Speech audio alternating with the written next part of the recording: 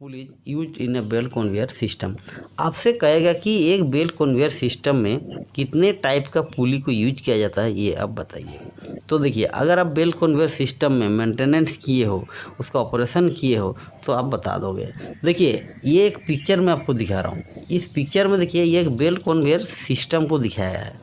इस belt conveyor system में देखिए कुछ पुली लगे हुए हैं जिसका नेमिंग भी किया हुआ है। इसमें देखिए जो पहला है इसको बोला जाता है हेड पुली, ठीक है, ये हेड पुली है। और सबसे जो नीचे है ये टेल पुली है, और इसको बोला जाता है सनब पुली, जो आपका हेड पुली के सामने लगा होता है।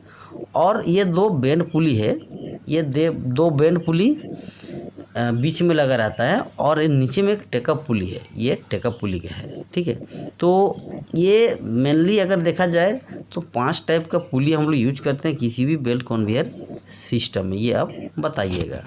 फिर तुरंत आपसे घुमा के पूछ सकता है कि what is the function of head pulley. बोलेगा कि बाबू बताओ कि ये जो हेड पुली है इसके काम क्या है, हम लोग क्यों इसको यूज करते हैं बेल्ट कन्वेयर सिस्टम में, ठीक है। तो आपको थोड़ा सा समझना है कि अगर ये हेड पुली है और आप मेंटेनेंस किए तो आप बता दोगे। देखिए, हेड पुली का मतलब हो रहा है कि वो मेन ड्राइव पुली है, वो बेल्ट कन्वेयर को चलाता है। तब बोल सकते हो कि सर ये बेल्ट कन्वेयर को ड्राइव करने के लिए, चलाने के लिए इसको हम लोग यूज करते हैं। मतलब यही इसका काम है कि बेल्ट कन्वेयर को ये ड्राइव कर सके पूरा सिस्टम को, ठीक है।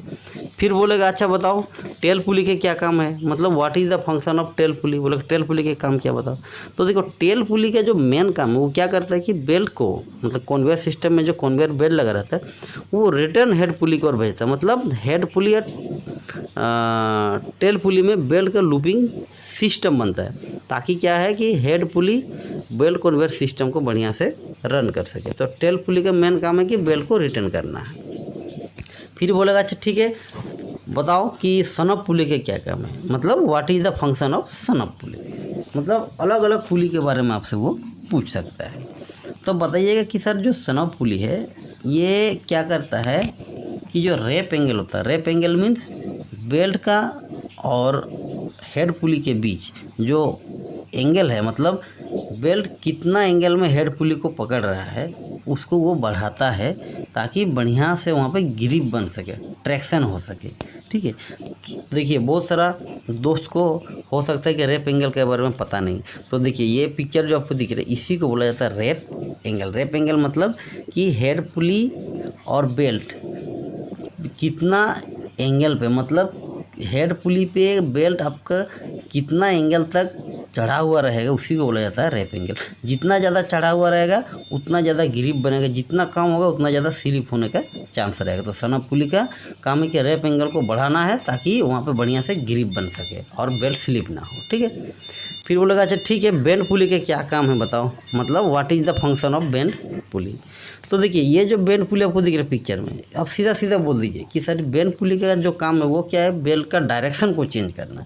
अब डायरेक्शन का चेंज क्यों करेंगे, क्योंकि नीचे में टेकअप पुली लगा हुआ है। तो टेकअप पुली की और अगर बेल्ट को ले जाना है तो बेल्ट का डायरेक्शन को चेंज करना पड़ेगा, और चेंज अगर करना पड़ेगा तो वहाँ पर बेंड पुली लगाना जरूरी है, नहीं तो आपका डायरेक्शन को चेंज करना।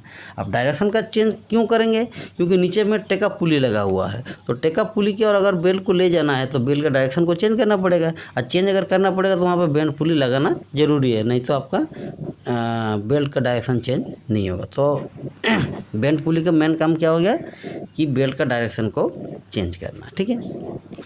फिर पूछेगा कि चलो जब सब पुली के बारे में पूछ ही लिया और एक पुली बचा उसके बारे में भी पूछ लेता हूँ। फिर बोले कि what is the function of take up पुली।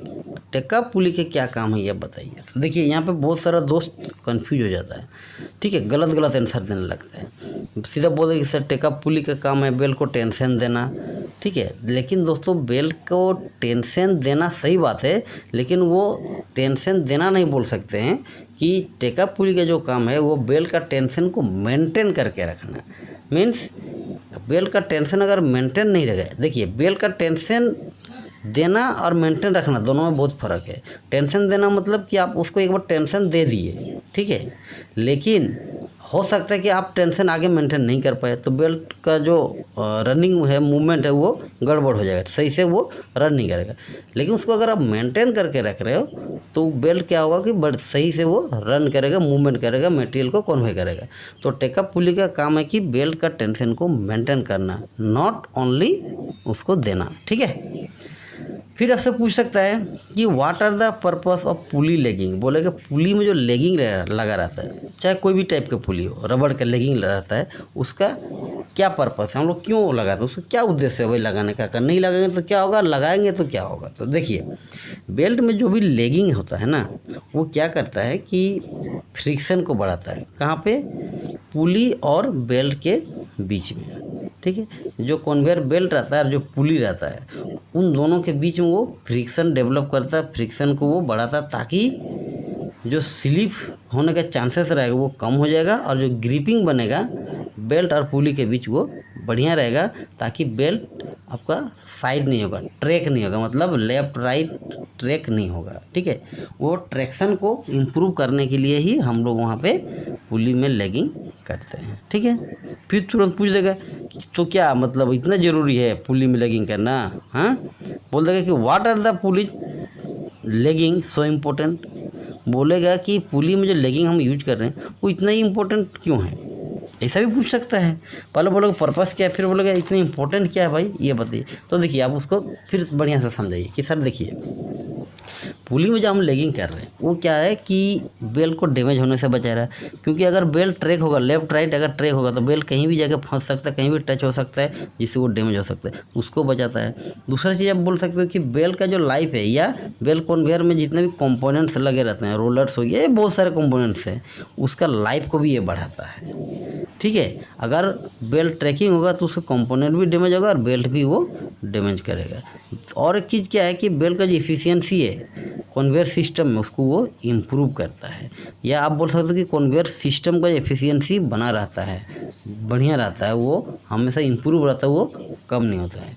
मतलब अगर बेल्ट स्लिप होगा, पावर लॉसेस होगा, मटेरियल बेक आने का चांसेस रहेगा, बहुत सारे प्रॉब्लम होते हैं। तो अगर ये बढ़िया से ग्रिपिंग किया हुआ रहेगा तो उसकी एफिशिएंसी बना रहेगा और बेल्ट कन्वेयर आपका सही से रन करेगा। ठीक है। तो बस इतना ही सारा क्वेश्चन था। ये सारा क्वेश्चन को आप बढ़िया से देख लीजिए, याद कर लीजिए, ताकि एग्जाम में या इंटरव्यू में अगर आपसे पूछे तो आप इसको आसानी से जवाब दे सको। तो चलो, अब मैं आप लोग को एक क्वेश्चन पूछूंगा, उसके आंसर आपको कमेंट बॉक्स में लिखना है। ठीक है कि कमेंट बॉक्स में आप लोग आंसर दीजिए। अगर आपको पता नहीं है तो भी आप लिखिए कि सर पता नहीं, आप बताइए, तो मैं उसका आंसर आपको पर्सनली कमेंट करके बताऊँगा। अगर आपको पता है तो भी आप उसको कमेंट बॉक्स में लिखिए। बहुत सारे दोस्त क्या करते हैं, कमेंट बॉक्स में कुछ लिखते ही नहीं। तो आप लोग से रिक्वेस्ट है कि कमेंट में आप कुछ ना कुछ ज़रूर लिखा करिए। ठीक है।